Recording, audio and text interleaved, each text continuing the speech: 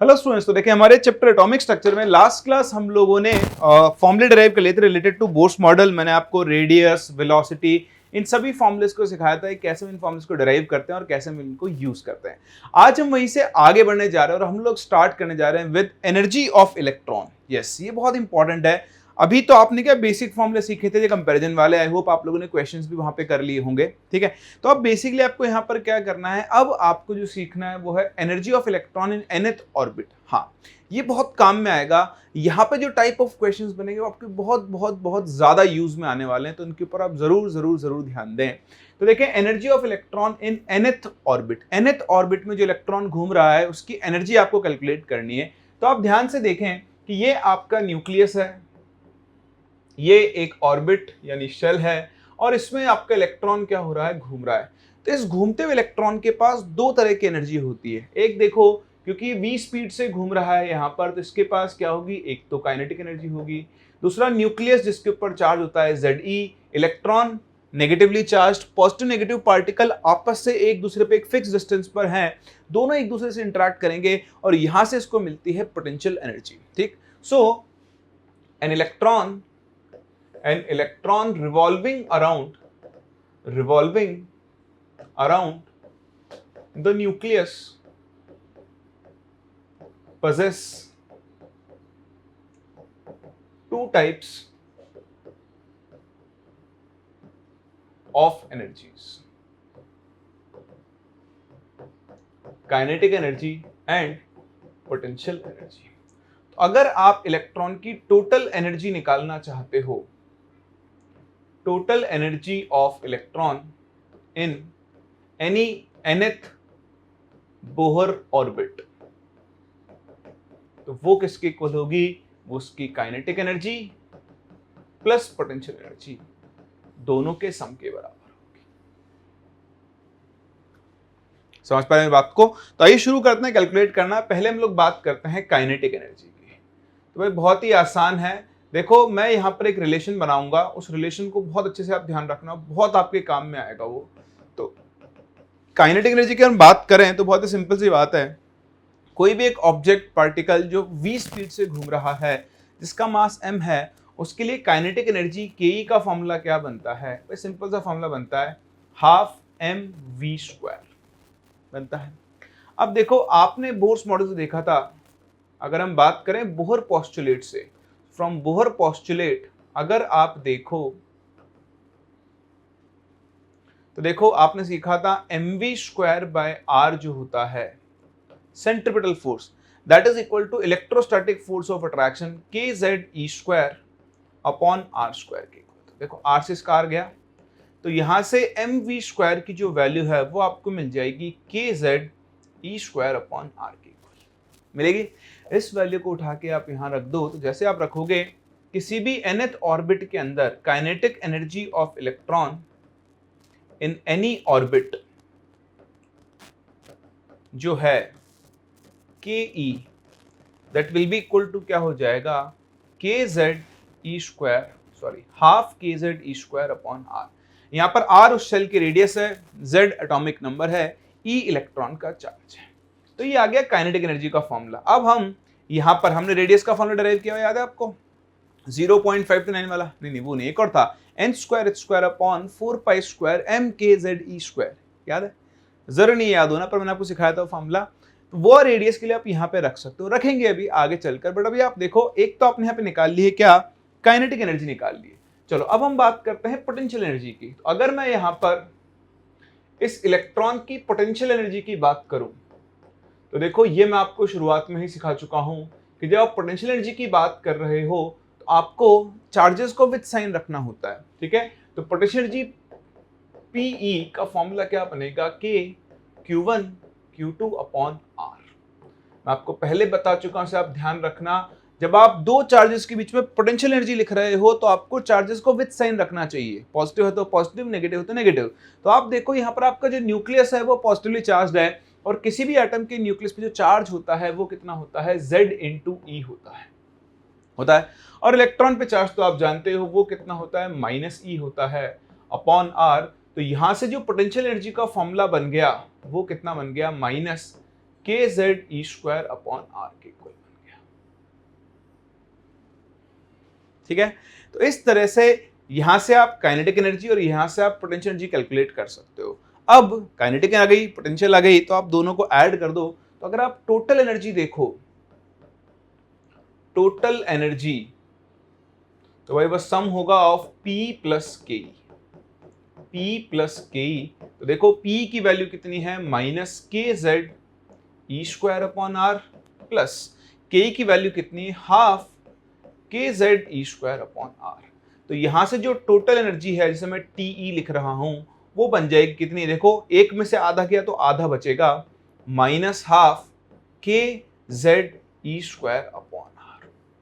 तो हमने kinetic energy, potential energy और टोटल एनर्जी तीनों को कैलकुलेट कर लिया है in terms of radius r।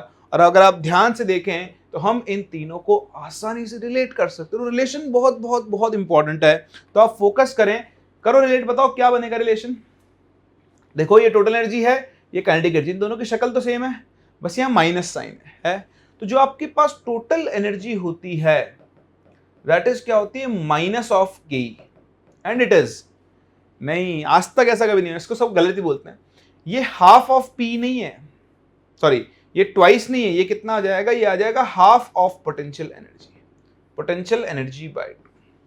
तो ये एक बहुत ही इंपॉर्टेंट रिलेशन है जो आप लोगों को याद रखना होगा, याद तो मैं करवा दूंगा, आप मुझे जानते हो अच्छी तरीके से इस मामले में। तो जो टोटल एनर्जी है वो माइनस ऑफ काइनेटिक एनर्जी होगी एंड हाफ ऑफ क्या होगी, पोटेंशियल एनर्जी होगी। और इस तरह से आप एक न्यूक्लियस के चारों तरफ घूमते हुए इलेक्ट्रॉन की काइनेटिक एनर्जी, पोटेंशियल एनर्जी और टोटल एनर्जी को रिलेट कर सकते हो।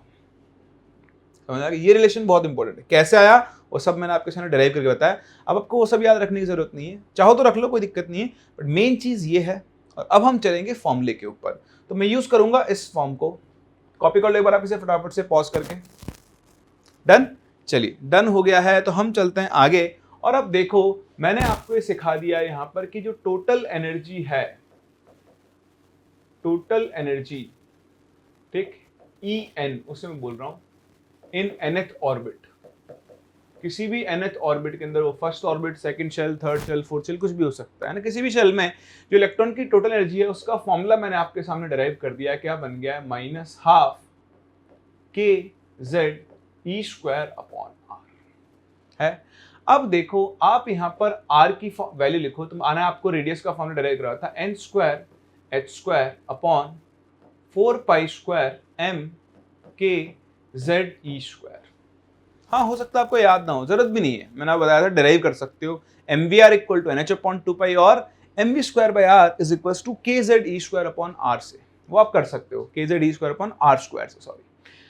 इस वैल्यू को उठा के आप यहां रख दो, तो जैसे आप यहां रखोगे टोटल एनर्जी En का फॉर्मूला क्या बनेगा, तो ध्यान से देखना, -12 kZe² तो अलग हो गया, अपॉन देखो ये क्या बनेगा, n² h² अपॉन, ये ऊपर आ जाएगा पूरा टर्म, तो 4π² m kZe²। देखो 2 से कैंसिल करो, ये 2 टाइम्स जाएगा।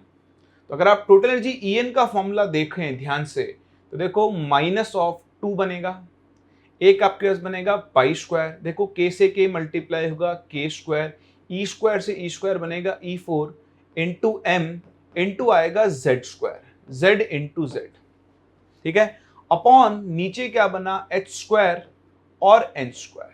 मैं थोड़े से वेरिएबल्स को सेपरेट कर लिया है। तो क्या आपसे एनर्जी का ये फॉर्मूला पूछ सकता है, बिल्कुल पूछ सकता है, लेकिन मुझे भी पता है, आपको भी पता है, और गांव के बच्चे को पता है कि ये फॉर्मूला याद रखा नहीं जा सकता है, तो जरूरत भी नहीं है, इसीलिए मैंने सबको डिराइव करवाया आपको। टोटल एनर्जी का फॉर्मूला आप निकाल सकते हो, -12 kZe² अपॉन r। r का फॉर्मूला याद तो रख दो, नहीं तो वहां से डिराइव कर लो, mvr इक्वल टू nh/2π और mv²/r is equal to kZe² upon r², से जो मैंने आपको लास्ट क्लास सिखाया था, इसीलिए सिखाया था, यहां रख दो, ये फॉर्मूला आ जाएगा। खैर अभी देखें, अब अगर आप यहां पर सभी कांस्टेंट की वैल्यू रखते हैं, तो प्लेसिंग या on placing values of all constants, तो एक बड़ा ही सिंपल सा और सुंदर सा फॉर्मूला बन के आता है, that is En is equals to -13.6 into z² upon n² electron volt. जी हाँ, हम इलेक्ट्रॉन वोल्ट में ही लिखते हैं, और अब ये फॉर्मूला आपको याद रखना है, बहुत बहुत बहुत बहुत इंपॉर्टेंट है। बहुत चीज़ें मैं आपको इसकी डिटेल में सिखाने वाला हूँ, ध्यान दें, बहुत काम में आएगा। मैक्सिमम क्वेश्चंस आपसे यहीं से पूछे जाते हैं, इसलिए सतर्क रहें, सावधान रहें और अटेंटिव रहें। सतर्क को अटेंटिव बोलते हैं बेसिकली। तो ये एनर्जी का फॉर्मूला है। अब हमने अभी जो थोड़ी देर पहले रिलेशन डिराइव किया था, उस रिलेशन को हम यूज कर सकते हैं। मैंने आपके सामने लिखा था कि जो टोटल एनर्जी होती है, it is minus of kinetic energy and half of potential energy. तो जैसे आप इस रिलेशन को यूज करते हो, आप यहां पर देखो काइनेटिक एनर्जी ऑफ इलेक्ट्रॉन लिख सकते हो। तो अगर आप काइनेटिक एनर्जी ऑफ इलेक्ट्रॉन लिखो तो that will B minus of के, तो वो बन जाएगी plus 13.6 into Z square upon N square electron volt. ठीक है। पोटेंशियल एनर्जी, अगर आप पोटेंशियल एनर्जी लिखना चाहते हो तो पोटेंशियल एनर्जी ऑफ इलेक्ट्रॉन जो है, वो हो जाएगी, देखो इसको 2 से मल्टीप्लाई करोगे, 2 टाइम्स ऑफ टोटल एनर्जी। तो टोटल एनर्जी का इक्वेशन मल्टीप्लाई करो, वैल्यू आपको मिल जाएगी -27.2 into Z square upon N square electron. इस तरह से आप इन तीनों एनर्जीज को क्या कर सकते हो, रिलेट कर सकते हो। एक चीज क्लियर है, दिख रहा है सब कुछ? अच्छा, अब चलिए दूसरी चीज पे चलते हैं। बहुत ध्यान से देखना, कुछ रटना नहीं है, आपको खुद को सब कुछ सब समझना है। मैं आपसे बात कर लेता हूं फॉर हाइड्रोजन एटम। तो आप सभी जानते हैं हाइड्रोजन एटम के लिए Z की वैल्यू 1 होती है। ठीक है, चलिए, तो हाइड्रोजन एटम Z के लिए 1 हो गई। तो अगर हम अब मैं सारी टोटल एनर्जीज निकाल रहा हूं, तो बताओ टोटल एनर्जी की वैल्यू निकालूंगा तो वो कितनी बन जाएगी, -13.6 upon N square electron volt, क्योंकि Z की वैल्यू तो मैंने 1 रख दी है ना। चलिए बात करते हैं फर्स्ट शेल की। फर्स्ट शेल, तो अगर आप फर्स्ट शेल के लिए कैलकुलेट करो एनर्जी E1, तो देखो वैल्यू कितनी आ जाएगी, -13.6 इलेक्ट्रॉन वोल्ट। सिमिलरली अगर आप सेकेंड शेल की एनर्जी कैलकुलेट करो E2, तो वो किसके इक्वल होगी, देखो n के लिए 2 रखो, तो -13.6 divided by 4 electron volt, value मिल जाएगी आपको -3.4 इलेक्ट्रॉन। ध्यान से देखते जाओ। हाँ, ये वैल्यूज आपको याद रखनी है, वो मैं करवा दूंगा, आपको लोड नहीं लेना है बिल्कुल भी, बस सीखते जाओ, समझते जाओ और चलते जाओ। थर्ड शेल, बताओ थर्ड शेल की एनर्जी कितनी हो जाएगी, E3 is equals to -13.6 divided by 9 electron volt. इस वैल्यू कैलकुलेट करो, -1.51 इलेक्ट्रॉन वोल्ट आपको दिखाई देगा। ऐसे जब आप फोर्थ शेल में जाओगे, फोर्थ शेल E4, तो वो कितना हो जाएगा, -13.6 डिवाइड बाय 4 स्क्वायर 16, ये हो जाएगी -0.85 electron volt.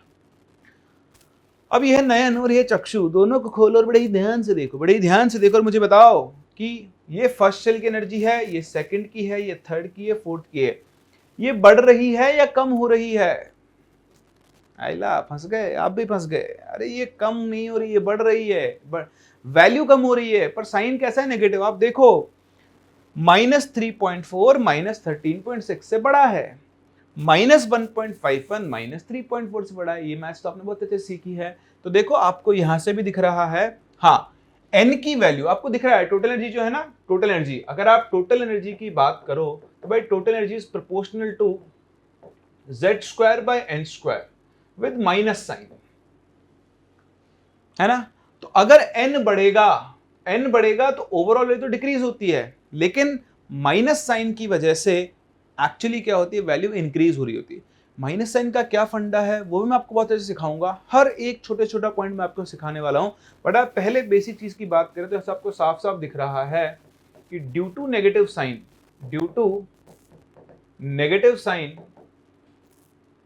Total energy of electron increases with increase in number of shell। तो जैसे जैसे शेल का नंबर बढ़ता जाएगा वैसे वैसे क्या होगा, नेगेटिव साइन की वजह से टोटल एनर्जी और टोटल एनर्जी के साथ साथ पोटेंशियल एनर्जी, ये दोनों बढ़ती जाएगी। लेकिन आप देखो काइनेटिक एनर्जी का साइन कैसा है, हाँ, काइनेटिक एनर्जी का साइन तो पॉजिटिव है। तो काइनेटिक एनर्जी क्या होती है, ये होती है decreases with increase in number of shell. तो पहले आप अच्छे समझें, कॉपी करें और जो लिखा है उसको बहुत अच्छे से समझें, फिर हम चलते हैं इससे आगे और कुछ और चीजें मैं आपको डिटेल में सिखाता हूं। चलिए, हो गया। तो अब चलते देखें आगे। एक चीज आपने सीख ली है कि क्या होता है, जैसे जैसे एन की वैल्यू बढ़ेगी, पोटेंशियल एनर्जी और टोटल एनर्जी तो बढ़ रही होगी और काइनेटिक एनर्जी क्या हो रही होगी, कम हो रही होगी। ठीक है, अब देखो मैं आपको अलग अलग शेल्स की एनर्जीज भी लिखवाऊंगा, बट उससे पहले आपको एक और छोटी छोटी चीज बताऊं। कुछ ग्राफ्स हम बना लेते हैं। ठीक है, तो कभी कभी आपसे ग्राफ्स पूछे जा सकते हैं।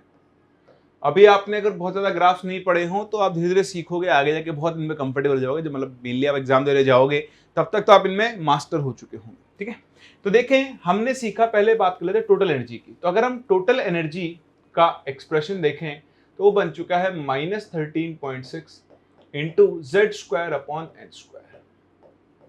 तो देखो दो वेरिएबल है, एक जेड है और एक एन है। एक बार में हम एक को ही वेरी करेंगे।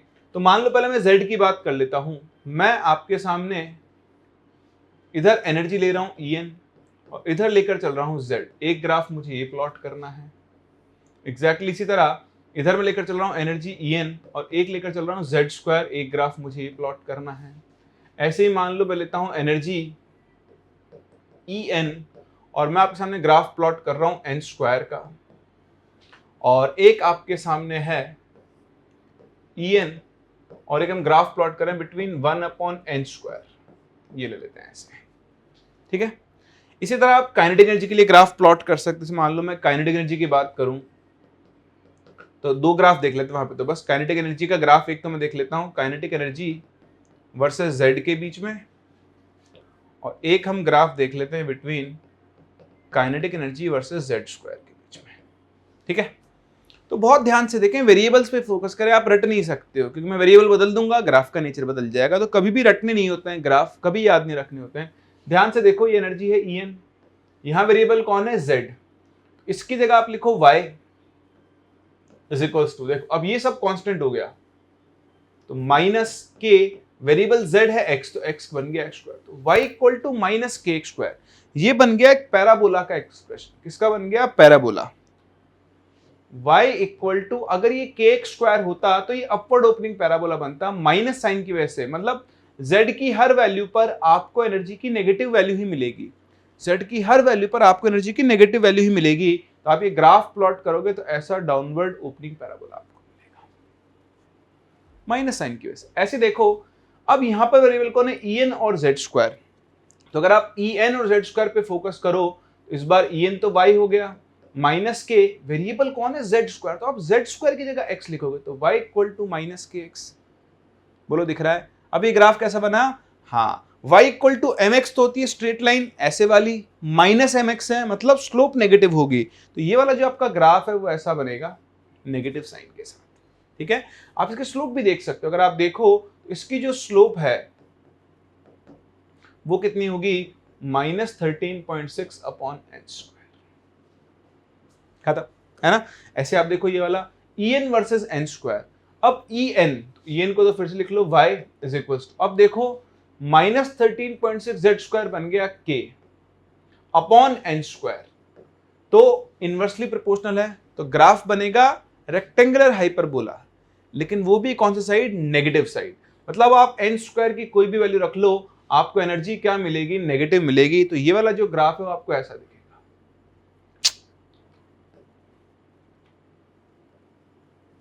अगर ये पॉजिटिव होता तो रेक्टेंगुलर हाइपरबोला इधर मिलता। समझना ध्यान से, एन की आप चाहे पॉजिटिव, वैसे एन के लिए पॉजिटिव होगी 0 1 2 3, तो 0 तो हो नहीं सकती, 1 2 3 4 होगी। तो देखो इधर आप एन के लिए रखो, एन के लिए रखने पर एनर्जी नेगेटिव ही आएगी, तो ग्राफ बनेगा इस तरफ और बनेगा वही आपका हाइपरबोला, क्योंकि इनवर्स रिलेशन है। देखो आप एनर्जी और 1/n का होल स्क्वायर में ग्राफ बनाओ, तो फिर से देखो 1/n, इस बार वेरिएबल 1/n है। एनर्जी की जगह लिखो y is equal to minus k into 1/n square यानी x। x की जगह 1/, देखो 1/n स्क्वायर को x लिखो, 1/n स्क्वायर को, तो बस y इक्वल टू माइनस के एक्स। तो फिर से एक स्ट्रेट लाइन बन गया और आपको यहां पर एनर्जी की सारी वैल्यूज क्या, अरे यार मैंने गलत बना दिया, सॉरी। यहां तो एनर्जी के लिए नेगेटिव नहीं आएगी ना, नीचे आएगा ये ग्राफ। एन की आप कोई भी वैल्यू रखो, एनर्जी की वैल्यू आपको नेगेटिव ही मिलेगी, लाइक दिस। ठीक है, तो इस तरह से आपके पास रेक्टेंगुलर हाइपरबोला बनेगा। इस तरह यहां देखो ये ग्राफ कैसा बनेगा, ऐसी एक स्ट्रेट लाइन, आप 1/n की कोई भी वैल्यू रखो, एनर्जी की वैल्यू नेगेटिव आएगी। तो बहुत रेयर चांसेस है आपसे पूछे जाए, ठीक है, बट स्टिल केस है, हम कवर कर रहे हैं, तो आपको रटना नहीं है, वेरिएबल देखना है, बनाना। अब आप देखो ऐसे ही मुझे के और जेड का ग्राफ बनाना है, तो काइनेटिक एनर्जी का फॉर्मूला क्या हो जाएगा, +13.6 इंटू Z²/n²। अभी आप देखो के की जगह लिख दो y इज इक्वल्स टू के, z की जगह लिखोगे x तो y इक्वल टू kx²। तो ये ग्राफ बनेगा upward opening parabola like this. Similarly यहाँ के अब की बार Z² वेरिएबल है, तो ये बनेगा y equal to kx type. इस तरह से आप ये अलग अलग ग्राफ्स प्लॉट कर सकते हैं। इतिहास गवाह है, आज तक कभी भी जेई के अंदर ये ग्राफ्स नहीं पूछे गए हैं, लेकिन हाँ अगर बाई चांस पूछ ले तो इतनी मैथ्स आपको आती है, अभी नहीं तो थोड़ी देर टाइम बाद आ जाएगी जब 12th में पहुंचोगे। ये ग्राफ आपके लिए हलवा होंगे, हलवा। अभी क्या आप 11th क्लास में हो तो आपको थोड़ा टाइम लगता है, ग्राफ्स व्राफ से भी आपने इतना खेला नहीं है, अभी आपको बेसिक ग्राफ्स आते हैं, बट बिलीव मी आगे जब आप इतना पढ़ लोगे तो ये ग्राफ आपके लिए मजाक होगी, ये बना दिया करोगे। मैथ्स में से बड़े बड़े डिफिकल्ट ग्राफ आप बनाने वाले। चलिए, तो एनर्जी क्या होती है सिखा दिया, पोटेंशियल एनर्जी क्या होती है, फॉर्मूले क्या होते हैं सिखा दिया। अब मैं आपको सिखाता हूं इनके बारे में और छोटी छोटी चीजें जिन पे आपको फोकस करना है कि पोटेंशियल एनर्जी में जो नेगेटिव साइन आ रहा है इसका क्या मतलब है, वो बड़ा इंपॉर्टेंट होता है, बहुत ध्यान से समझना। तो पहले तो मैं आपको लेवल्स दिखाता हूं, ध्यान से देखना। आपने ये सीख लिया है कि जो टोटल एनर्जी En है उसका फॉर्मूला कितना है, वो है -13.6 इंटू Z²/n² इलेक्ट्रॉन वोल्ट। चलो पहले तो मैं आपको नेगेटिव साइन का मतलब बताता हूँ कि नेगेटिव साइन यहाँ पर क्या सिग्निफाई करता है, क्या इंडिकेट करता है। आपने देखा था कि मैंने आपको जब पोटेंशियल एनर्जी का फॉर्मूला सिखाया तो वहां पर हमने विद साइन वैल्यूज रखी थी, है ना। वहां पर क्या था, पोटेंशियल एनर्जी जो है उसमें न्यूक्लियस और इलेक्ट्रॉन के बीच में अट्रैक्शन फोर्स था और साथ में कुछ अमाउंट ऑफ काइनेटिक एनर्जी थी। तो टोटल वैल्यू जो नेगेटिव आई है वो इंडिकेट कर रही है अट्रैक्शन फोर्स को। किसको इंडिकेट कर रही है, attraction force between nucleus and electron. तो ये जो नेगेटिव साइन आया है, this negative sign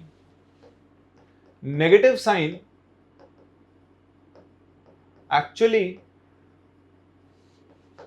indicates the attraction force between nucleus and electron. More closer is an electron to the nucleus, greater is the attraction and lower is the energy of electron। तो ये बहुत important चीज है। ये जो negative sign है nucleus और electron के बीच के अट्रैक्शन फोर्स को दिखाता है। जितनी ज्यादा नेगेटिव वैल्यू आएगी न्यूक्लियस के पास, इलेक्ट्रॉन न्यूक्लियस के उतना ही क्लोज होगा। जैसे से न्यूक्लियस से दूर जाता जाएगा इलेक्ट्रॉन, उसकी वैल्यू पॉजिटिव की तरफ जाती जाएगी, यानी उसकी वैल्यू क्या होती जाएगी, बढ़ती जाएगी। यहाँ पर आप 14 भी ऐड कर दो, as electron moves away from nucleus, energy becomes more and more towards positive side,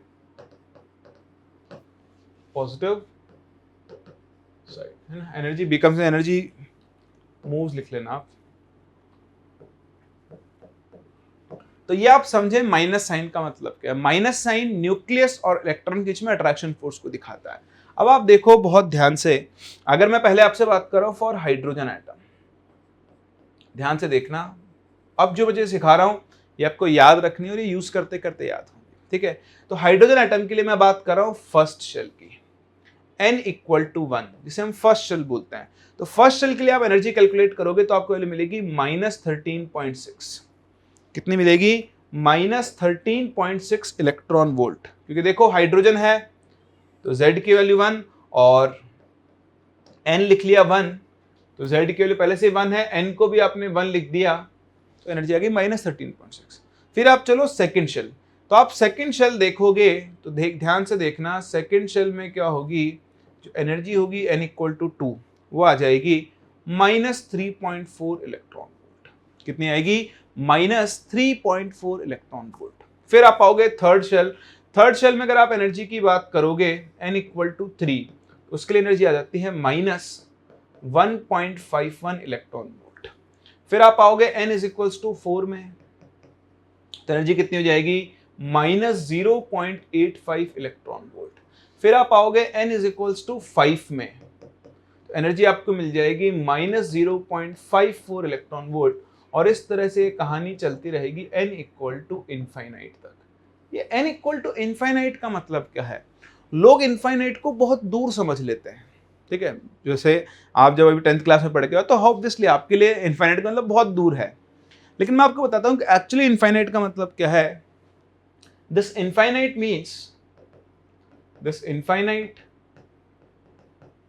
means that the nucleus exert no more attraction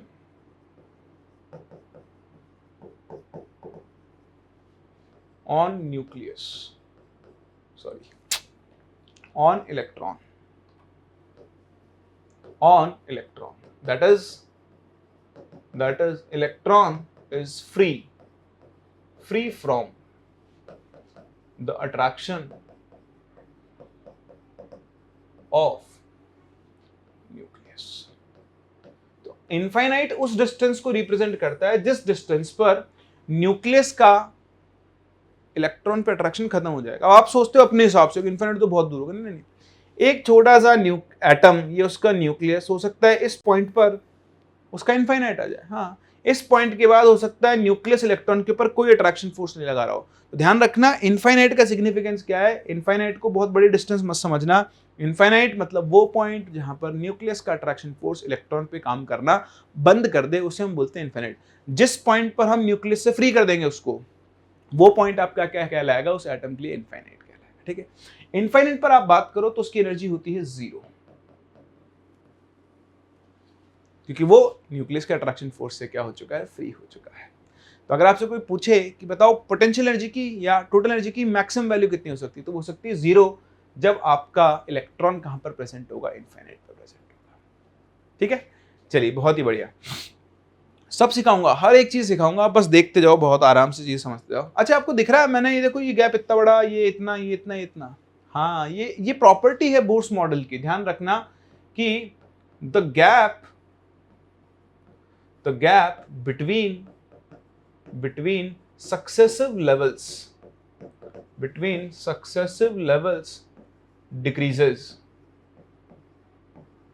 with increase in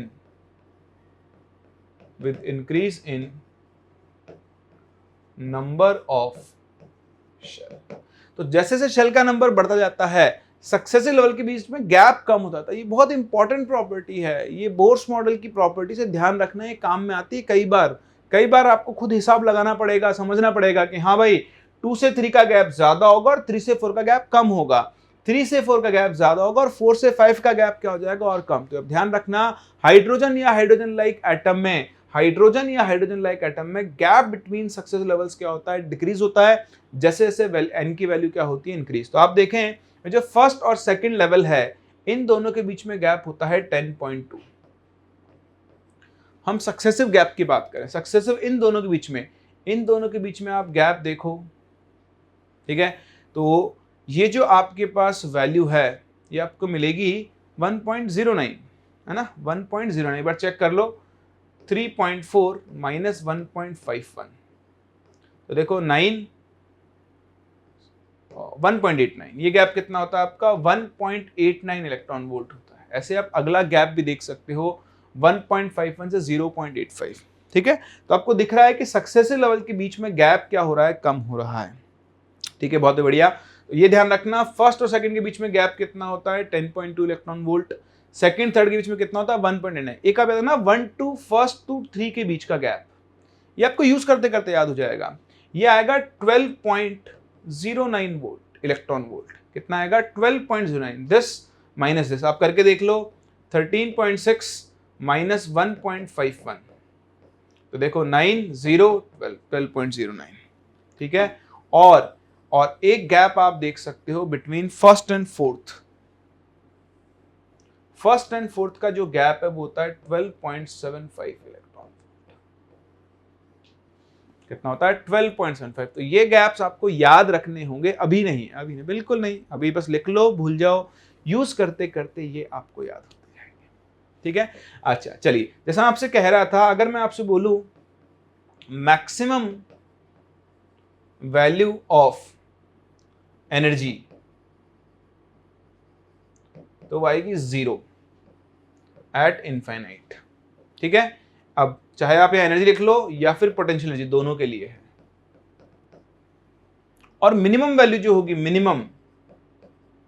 minimum energy, उसके लिए आएगी -13.6 electron volt for N equal to 1 for hydrogen. ये सारी बातें हम hydrogen के लिए कर रहे हैं। अब यहीं पे अगर आप काइनेटिक एनर्जी की बात करो, काइनेटिक एनर्जी, तो देखो काइनेटिक एनर्जी में पॉजिटिव साइन है, तो kinetic energy decreases with increase in value of N. हम देख भी चुके हैं, उसमें पॉजिटिव साइन आता है, तो जैसे जैसे एन बढ़ता जाएगा काइनेटिक एनर्जी की वैल्यू कम होती जाएगी। तो अगर मैं आपसे पूछूं मैक्सिमम काइनेटिक एनर्जी के मैक्स, तो बताओ उसकी वैल्यू कितनी आ जाएगी, 13.6 electron volt for N equal to 1। और के मिनिमम जो होगी वो हो जाएगी 0 एट इनफिनिट।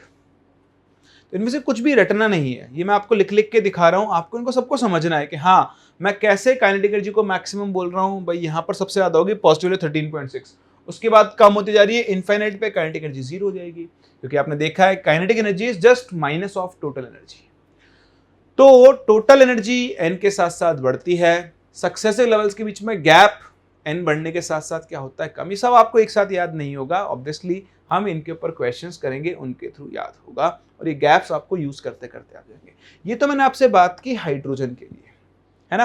एक बार आप इसे कॉपी कर लो फटाफट से, हो गया। चलिए अब मैं चलता हूं थोड़ा सा और आगे, और अब ध्यान दें आप, फिर से मैं बात कर रहा हूं, इधर ले रहा हूं फॉर हाइड्रोजन एटम, और इधर मैं ले रहा हूं हाइड्रोजन लाइक एटम, ठीक है। चलिए अब बहुत ध्यान से देखना, तो देखो n इक्वल टू 1 हाइड्रोजन के लिए मैंने लिखा, एनर्जी आ रही थी -13.6 इलेक्ट्रॉन वोल्ट, ठीक है। यहां तो न्यूक्लियस है ही। अब n इक्वल टू 1 से आप गए n equal to 2, n equal to 2 की एनर्जी कितनी थी, -3.4 इलेक्ट्रॉन वोल्ट, सब इलेक्ट्रॉन वोल्ट में ही है। फिर आप आ गए n इक्वल टू 3 पर, n इक्वल टू 3 पर देखना आप एनर्जी कितनी आई, अब रिकॉल करो, बोलो खुद से, तभी आपको याद होगा, मैं लिख रहा हूं उससे कुछ नहीं होगा। हाँ कितनी, -1 पॉइंट, देख के बोलो चाहे, है ना। n इक्वल टू 4, बताओ n इक्वल टू 4 की एनर्जी कितनी थी, वो थी -0.85 इलेक्ट्रॉन वोल्ट। बताओ n इक्वल टू 5 की एनर्जी कितनी है, n इक्वल टू 5 की एनर्जी है -0.54 इलेक्ट्रॉन वोल्ट। इस तरह से कहानी आगे तक चलती जाएगी। तो अगर आप n इक्वल टू 5 तक याद रख पाओ, जो आपको याद हो जाएगी, वो मैं बैठा हूं, चिंता मत करो, ठीक है ना, ये याद रखनी है। अच्छा साथ साथ आपको गैप्स भी याद रखनी है। गैप क्या काम में आएंगे, मैंने आपको सिखाया था, जब इलेक्ट्रॉन नीचे से ऊपर जाएगा तो आपको एनर्जी देनी पड़ेगी, एब्जॉर्ब होगी एनर्जी, और जब वो ऊपर से नीचे आएगा तो एनर्जी रिलीज करेगा। और वो कितनी एनर्जी एब्जॉर्ब या रिलीज करेगा, हाँ इनके गैप के। इसमें आपको समझाऊं, मान लो आपका इलेक्ट्रॉन n इक्वल टू 1 में प्रेजेंट है, अगर वो n इक्वल टू 1 में प्रेजेंट है और आपने उसको एनर्जी दी कितनी, इस गैप के बराबर 10.2 इलेक्ट्रॉन वोल्ट, कितनी दी, 10.2 इलेक्ट्रॉन वोल्ट, तो इलेक्ट्रॉन 1 से 2 चला जाएगा। अगर आप उसे 1 से 3 भेजना चाहते हो तो, हाँ समझ गए ना, अब आपको 12.09 इलेक्ट्रॉन वोल्ट एनर्जी देनी पड़ेगी। अगर आप उसे 1 से 4 भेजना चाहते हो तो एनर्जी कितनी होगी, 12.75 इलेक्ट्रॉन वोल्ट। अगर आप 2 से 3 भेजना चाहते हो तो आपको ये वाला गैप फिल करना पड़ेगा, समझ रहे हैं। अगर आप ये गैप भूल जाओ कोई बात नहीं, कैलकुलेट कर लेना, ये तो एटलीस्ट आपको 5 वैल्यूज याद रखनी है, चाहे कुछ भी हो जाए, इनके बिना फिर आप मूव नहीं कर पाओगे। अच्छा हाइड्रोजन की जगह हाइड्रोजन लाइक एटम हो तो सब कुछ सेम होगा लेवल्स में, वहां पर भी सक्सेसिव लेवल्स के बीच में गैप क्या होता जाता है, कम होता जाता है। ये सबसे इंपॉर्टेंट प्रॉपर्टी है। ये इनफाइनाइट है, यहाँ पर एनर्जी जीरो होगी। अब कुछ फर्क नहीं पड़ता, हाइड्रोजन लाइक एटम यानी उसका Z कुछ और होगा। जैसे आपके पास He प्लस हो गया, जैसे आपके पास Li2 प्लस हो गया, जैसे आपके पास B3 प्लस हो गया, इनका Z1 नहीं होगा, तो कोई दिक्कत नहीं है।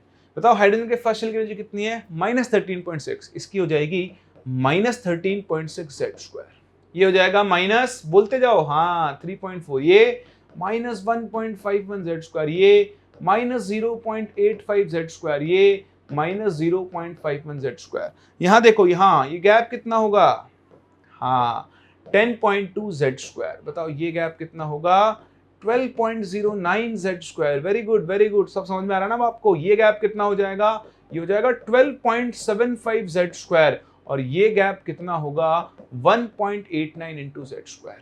आपको अगर हाइड्रोजन के लिए गैप्स याद है, आपको अगर हाइड्रोजन के लिए एनर्जी लेवल्स की एनर्जी याद है और ये गैप्स याद है, तो हाइड्रोजन लाइक के लिए तो आपको सिर्फ Z² से मल्टीप्लाई करना है। अब एक बार आपको ये गैप्स याद हो गए तो मैं आपसे पूछता हूं, देखो बताओ हीलियम में अगर इलेक्ट्रॉन फोर्थ शेल से फर्स्ट शेल पर आए तो कितनी एनर्जी रिलीज होगी। तो देखो फोर्थ से आ रहा है, फर्स्ट पे आ रहा है, फोर्थ से फर्स्ट का गैप कितना होता है, तो देखो ये n = 1 है, ये n = 2 है, ये n = 3, n = 4, n = 5। तो 4 से 1 पे आया तो गैप कितना है 12.75 Z²। तो 12.75 इंटू Z कितना, हीलियम का 2, भाई साहब इतनी एनर्जी रिलीज हो जाएगी। सिमिलरली अगर आपको इलेक्ट्रॉन को 1 से 2 भेजना है हाइड्रोजन में तो 10.2, मान लो 1 से 3 भेजना है तो आपको 12.09 इलेक्ट्रॉन वोल्ट एनर्जी देनी होगी। कितनी, 12.09 दे दो तो इलेक्ट्रॉन वहां पहुंच जाएगा और नहीं पहुंचा। अब आप इसमें एक छोटी सी चीज आती है, ये समझ में आ गया ना आपको। अगर मैं 10.2 इलेक्ट्रॉन वोल्ट दे दूंगा तो 1 से 2 पहुंच जाएगा। अगर 1 पे बैठा इलेक्ट्रॉन, मैं इसके ऊपर एक फोटोन गिराऊं जिसके पास 12.09 इलेक्ट्रॉन वोल्ट है, तो ये थर्ड पे पहुंच जाएगा। 12.75 है तो 1 से फोर्थ पे पहुंच जाएगा। अब आप मुझसे बोलो कि सर मैं ना 12.09 दे के 09 देता हूं, मैं इसको एनर्जी दूंगा 12.3 इलेक्ट्रॉन वोल्ट, तब क्या होगा। तो देखो ये 12.09 को क्रॉस करेगा। अगर 12.09 एग्जैक्ट होती तो यहां पहुंच जाता। अगर आपने उससे थोड़ी एनर्जी ज्यादा दे दी तो बीच में कहीं पहुंच पाएगा, बीच में यहां पर कहीं पर। मैंने आपको पहले बताया था इलेक्ट्रॉन या तो 3 पे रहेगा या 4 पे रहेगा, बीच में नहीं रह सकता। तो फिर क्या करेगा, वो सारी एनर्जी रिलीज करके वापस से कहां पर आ जाता है, ग्राउंड स्टेट पर। तो आपके दिमाग में कई बार ऐसा क्वेश्चन आएगा कि सर अगर उस गैप से थोड़ी सी एनर्जी ज्यादा दे दी तो भाई साहब कुछ नहीं होगा, वो वहां तक जाएगा, इमेजिनरी बोल रहे हैं, जाएगा, सारी एनर्जी लूज करके वापस से कहां पर आ जाएगा, नीचे n = 1 पे आकर बैठ जाएगा। ध्यान रखना। जैसे ये गैप 10.2 है, आपने 10.3 दे दिया, 11 दे दी, 11 दी तो यहां बीच में कहीं जाएगा, बीच में तो रुक ही नहीं सकता। तो रुक ही नहीं सकता तो वापस से क्या आ जाएगा, नीचे आकर बैठ जाएगा, कहीं पर भी नहीं जाएगा। समझ पा रहे मेरी बात को। इस चीज को आप जरूर ध्यान रखना। अब आपसे मैं इस पे कई तरह के क्वेश्चन पूछ सकता हूं। ये हो गया, दिख गया आपको। चलिए अब देखो, मैं आपके सामने एक छोटा सा क्वेश्चन लिख रहा हूं, ये आप ट्राई करो। क्वेश्चन इज कैलकुलेट, अच्छा एक सेकंड, क्वेश्चन बाद में कराऊंगा, एक छोटी चीज और रह जाएगी वरना। अब देखो ये आपको दिख रहा है कि n = 1 जो है इसकी लोवेस्ट एनर्जी स्टेट है, लोवेस्ट एनर्जी स्टेट है ना, इसलिए n = को हम बोलते हैं इसकी ग्राउंड स्टेट। क्या बोलते हैं, ग्राउंड स्टेट। तो जो एटम में इलेक्ट्रॉन जब लोएस्ट एनर्जी स्टेट में होता है तो हम उसकी क्या बोलते हैं, ग्राउंड स्टेट बोलते हैं। इसे आप जरूर ध्यान रखना। तो ग्राउंड स्टेट है इसकी n = 1। अब n = 2, अब ये उससे ऊपर आ चुका है तो इसे हम बोलते हैं इसकी फर्स्ट एक्साइटेड स्टेट, हाइड्रोजन और हाइड्रोजन लाइक एटम के लिए। ऐसे n = 3 क्या बनेगी इसकी, ये बनेगी इसकी सेकेंड एक्साइटेड स्टेट। n = 4 क्या बनेगा इसका, वो बनेगा इसका third excited state, and so on चलता है। तो देखो n = 4 थर्ड है, n = 3 सेकेंड, ऐसा बोल दो सेकेंड एक्साइटेड स्टेट है, n की वैल्यू 3 है। तो आप ध्यान रखना, अगर हाइड्रोजन या हाइड्रोजन लाइक एटम में हम बात कर रहे हैं nth energy state, nth energy state, वो किसकी इक्वल होगी, n-1 एक्साइटेड स्टेट, यानी फोर्थ शेल है या फोर्थ स्टेट है तो उसे हम थर्ड एक्साइटेड स्टेट बोलेंगे, या फिर उल्टा। अगर मैंने आपसे बोला थर्ड एक्साइटेड स्टेट मतलब n के लिए 4 है, मैंने आपसे बोला फिफ्थ एक्साइटेड स्टेट, हाँ तो n की वैल्यू कितनी होगी 6। ये सब छोटी छोटी चीजें हैं जो आपके अगले लेक्चर में बहुत काम में आएगी जब मैं आपको कैलकुलेशंस के अंदर लेकर चलूंगा, हाँ बट सीखनी आपको अभी ही पड़ेगी। हो गया? तो अब देखो एक क्वेश्चन लिख लिया आप लोगों ने। चलिए, जो मैं आपसे क्वेश्चन कर रहा था कि calculate the wavelength of photon required to excite an electron। excite करने का मतलब क्या है? उसको ऊपर भेजना। from first excited state to second excited state in Li2+ ion के इलेक्ट्रॉन को फर्स्ट एक्साइटेड स्टेट से आपको भेजना है सेकंड एक्साइटेड स्टेट में, आपको उसकी वेवलेंथ बतानी। ट्राई करें। चलिए तो देखिए, calculate the wavelength of photon required to excite electron from first excited state to second excited state in Li2+ ion. ठीक है, अब आप फर्स्ट एक्साइटेड स्टेट में हो, मतलब आप n=2 में बैठे हो। ये होती है आपकी फर्स्ट एक्साइटेड स्टेट, होती है ना, और n=3 उसे हम लोग क्या बोलते हैं? Second excited state. तो आपको इलेक्ट्रॉन को सेकंड से थर्ड भेजना है, तो मैंने आपको सिखाया गैप कितना होता है 1.89 इंटू Z² इलेक्ट्रॉन वोल्ट। कौन सा आयन है? Li2+। तो जो गैप है डेल्टा E वो कितना है? 1.89 इंटू लिथियम के लिए Z होता है 3² electron volt. Let's say value wavelength अपने को एंगस्ट्रॉम में निकालनी है, तो this should be equal to hc/λ, electron volt into angstrom. तो देखो इलेक्ट्रॉन वोल्ट से इलेक्ट्रॉन वोल्ट गया, लैम्डा के लिए आ जाएगी 12400 अपॉन 1.89 इंटू 9 एंगस्ट्रॉम। इस तरह से आप वेवलेंथ कैलकुलेट कर सकते हो। समझ में आ रहा है ना आपको? तो ये बहुत इंपॉर्टेंट और बहुत क्रूशियल है आपके लिए ये समझना कि जो एनर्जी गैप्स हैं, तो आने और जाने की एनर्जी आप निकाल सकते हो, और साथ ही साथ आप निकलने वाले फोटोन या फिर एब्जॉर्ब होने वाले फोटोन की वेवलेंथ भी कैलकुलेट कर सकते हो। सिंपल सी बात है, नीचे से ऊपर जा रहे हो तो एनर्जी एब्जॉर्ब होगी, ऊपर से नीचे आ रहे हो तो एनर्जी क्या होगी? रिलीज होगी। जैसे मैंने आपको बताया, जो सब मैं सिखा रहा हूँ आपको, ये एक्चुअली आपके अगले लेक्चर में काम में आएगा जब मैं आपको हाइड्रोजन स्पेक्ट्रम सिखाऊंगा। सारे चीज़ों के ऊपर मैं आपको बहुत सारे क्वेश्चंस कराऊंगा, पर वो मिक्स्ड क्वेश्चंस होंगे। अभी तो आप बस चीज़ों को समझें। एक एग्जाम्पल देकर मैंने आपको समझा दिया है किस तरह का क्वेश्चन आपसे पूछा जा सकता है। ये वेवलेंथ निकालने के लिए हम एक और फॉर्मूला सीखेंगे जिसे हम लोग रिडबर्ग फॉर्मूला बोलते हैं, वो ज़्यादा काम में लिया करेंगे, बट हाँ आपको इसका भी आइडिया होना चाहिए। फिर इसके ऊपर कुछ एक्सक्लूसिव क्वेश्चंस भी मैं आपको करवाऊंगा नेक्स्ट क्लास, बट अभी चलते हैं आगे और मैं कुछ और चीज़ें आपको यहाँ पर सिखाता हूँ। ठीक है, चलिए तो बढ़ते हैं, देखें आगे और देखें अपना अगला टर्म जिसे हम बोलते हैं आयोनाइजेशन एनर्जी।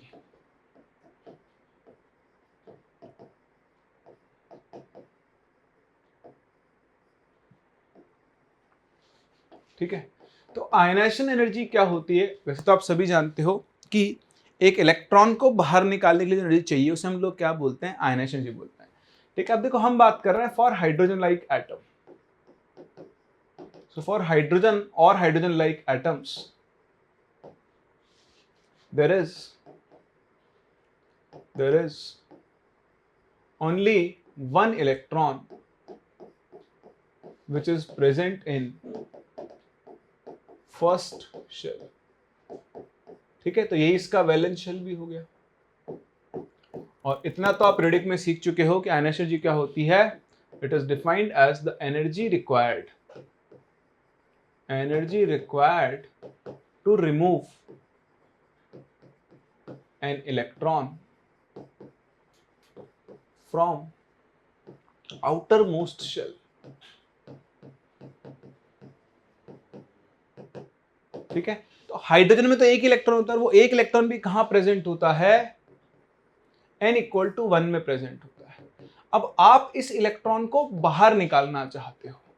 बाहर निकालने का मतलब क्या है? आप उसे इनफाइनाइट पर भेजना चाहते हो, जहां एनर्जी 0 होगी, जहां पर वो न्यूक्लियस के अट्रैक्शन फोर्स से क्या हो चुका होगा फिर। तो ये आप समझें, remove an electron, removing an electron from an atom simply means what? Making it free from what? Free from attraction of nucleus. तो न्यूक्लियस के अट्रैक्शन से फ्री हम इसको कर देंगे, तो हम इसको n=1 से वहां पहुंचा दे जहां पर ये न्यूक्लियस के अट्रैक्शन से फ्री हो जाएगा, उस जगह को हमने बोला इनफाइनाइट, और वहां उस इलेक्ट्रॉन की एनर्जी कितनी हो जाएगी? 0। तो आप देखो ये जो एनर्जी रिक्वायर्ड है वही इसकी आयनाइजेशन एनर्जी होगी। तो आयनाइजेशन एनर्जी के अगर करस्पॉन्डिंग हम ट्रांजिशन देखेंगे,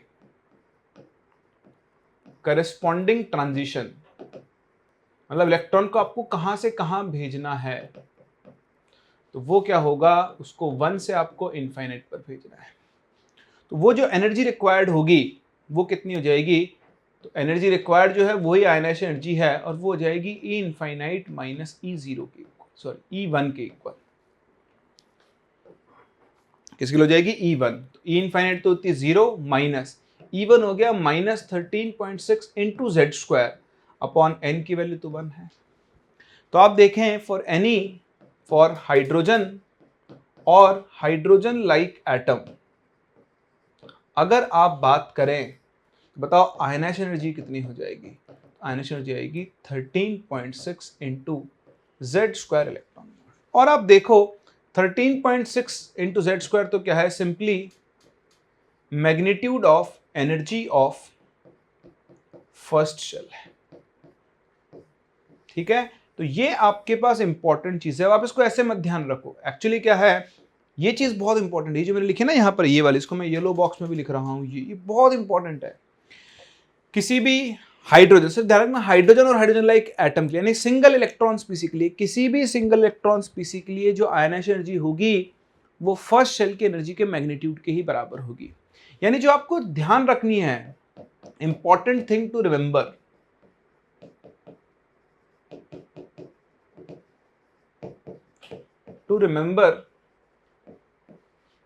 is that if we know the ionization energy of any hydrogen like species, then we know the energy of its first shell. Copy करें इसे। चलिए, तो अब देखिए इसका मतलब क्या है। इसका मतलब यह है कि अगर मैंने आपसे बोल दिया कि किसी एलिमेंट के लिए जो आयनाइजेशन एनर्जी है उसकी वैल्यू E है, इसका मतलब आपको उसके फर्स्ट शेल की एनर्जी पता है, वो -E होगी। ये एक बहुत इंपॉर्टेंट चीज है जो आपके बहुत काम में आती रहेगी। ध्यान रखना, आयनाइजेशन एनर्जी, अगर आपको एक एलिमेंट की आयनाइजेशन एनर्जी पता है तो आपको उसके फर्स्ट शेल की एनर्जी भी पता है, बस आपको आयनाइजेशन एनर्जी के माइनस लगाना है, आगे माइनस लगाना है। मतलब आप सिंपली यहां बोल सकते हो कि energy of first shell E1 will be equal to minus of ionization energy. तो इस स्टेटमेंट का सिर्फ और सिर्फ यही मतलब, और एक बहुत इंपॉर्टेंट टूल है जो आपके काम में आया करेगा। चलिए, मैं आपको इस पर कुछ एक दो क्वेश्चन करके दिखाता हूं, उससे आपको आइडिया लगेगा, और फिर बाकी चीजें जब हम स्पेक्ट्रम पढ़ लेंगे तो वहां पर आप और डिटेल में काम में लेने वाले हो, है ना। चलिए स्टार्ट करते, देखिए क्वेश्चन के साथ। ये देखें पहला question, the excitation energy of first excited state of a hydrogen like atom is 40.8 electron volt.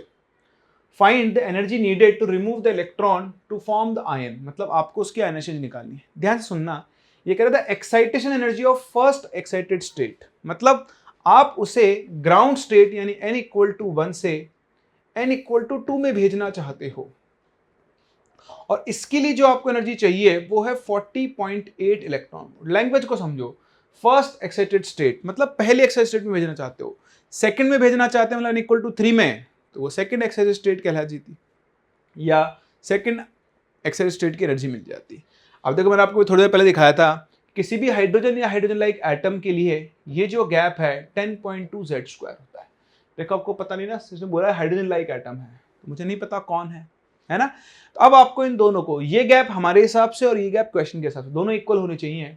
तो 10.2 इंटू Z² की वैल्यू 40.8 इलेक्ट्रॉन वोल्ट होनी चाहिए। तो यहां से देखो Z² की वैल्यू आ गई 4, यानी Z की वैल्यू आ गई 2, यानी ये He+ आयन है। अब आपको इसकी आयन एनर्जी देखो, लिखा हुआ साफ साफ, energy needed to remove the electron to form the ion.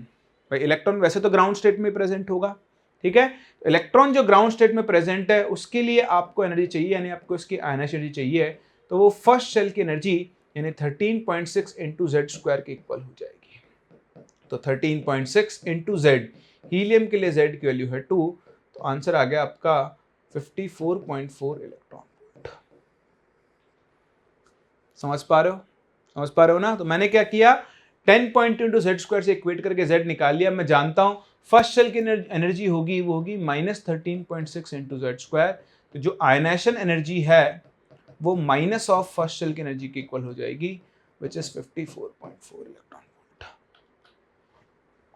ये देखिए इस क्वेश्चन का आंसर। हो सकता है आपको थोड़ा टाइम लगे इस टर्म को समझने, पर हो जाएगा, चिंता मत करो। अगले लेक्चर के बाद ये सब आपके लिए हलवा होंगे, आराम से आप इनसे डील कर लोगे। बाकी देखो क्वेश्चन तो मैं आपको करवा ही रहा हूँ, इस पर एक और क्वेश्चन मैं आपको करवा सकता हूँ, आप कॉपी कर लो। हो गया, चलो जैसे मैं आपसे बोलता हूँ एक और क्वेश्चन मेरी तरफ से कि if X is the ionization energy of a hydrogen-like atom, then what would be the energy released when an electron make transition from fourth shell to first shell in terms of X। उसने आपसे कहा है कि कोई atom है hydrogen like, उसकी ion energy X है। अब आप देखो मैं आपसे क्या कह रहा हूं, अगर आपको ये पता है कि उसकी आयन एनर्जी X है तो आपको उसके फर्स्ट शेल की एनर्जी पता है, E1 की वैल्यू कितनी होगी, -X होगी। हाइड्रोजन लाइक एटम्स ने बोल दिया है, तो आपने देखा है किसी भी हाइड्रोजन लाइक एटम के लिए जो एनर्जी है वो प्रोपोर्शनल होती है Z²/H² के। तो देखो Z तो फिक्स है, एक हाइड्रोजन लाइक एटम है, बदल क्या रहा है N, एक N = 1 और एक N = 4। तो आप देखो रिलेशन इनवर्स है। अब ये आपको समझना पड़ेगा, देखो इतने समझदार आप हो, N² है ना, तो फोर्थ शेल की जो एनर्जी है वो -X/16 हो जाएगी। फर्स्ट की -X है तो उसका 1/4² 1/16 हो जाएगी ना। बस हो गया सॉल्व। आपको इन दोनों का गैप निकालना है। तो एनर्जी रिलीज्ड, देखो एनर्जी रिलीज्ड में नेगेटिव साइन खुद ही आ जाएगा, तो आप दोनों का गैप देख लो, या आप ऐसे लिख सकते हो E1 - E4। E1 की वैल्यू थी -X माइनस ऑफ -X/16। तो ध्यान से देखो ये बनेगा +X/16, वैल्यू मिल जाएगी -15/16X। ठीक है, तो ये आप एक काम करो, इसको ऐसे लिख लो, ये तो आएगा एनर्जी गैप ΔE। अब आपसे बोल रहा है एनर्जी रिलीज्ड, एनर्जी रिलीज्ड जो है वो माइनस ऑफ ΔE, अपने आप माइनस साइन उसमें आ जाएगा, तो आंसर आ जाएगा 15/16X। तो इस चीज पे फोकस करें। अगर आपको आयन एनर्जी पता है दैट मीन्स आपको फर्स्ट शेल की एनर्जी पता है। हो गया, चलिए एक और क्वेश्चन देखें, एक और क्वेश्चन ट्राई करते हैं इसी पे। बहुत अच्छा क्वेश्चन है, दिमाग लगाना पड़ेगा आपको। Ionization energy of a hydrogen like ion A, एक आपके पास हाइड्रोजन लाइक आयन ए है और एक बी है, और उसने साफ साफ बोल दिया है कि ionization energy of A is greater than ionization energy of B है। मैंने आपको सिखाया, अगर आपको आयनाइजेशन एनर्जी पता है तो फर्स्ट शेल की जो एनर्जी है वो माइनस ऑफ आयनाइजेशन एनर्जी के बराबर होगी। तो देखो जैसे ही माइनस साइन लगेगा इनइक्वलिटी का साइन बदल जाएगा, minus ionization energy of A will be less than minus energy of B. ये हो गया फर्स्ट शेल, यानी फर्स्ट शेल की एनर्जी ऑफ ए जो होगी वो first shell of energy of B से कम होगी।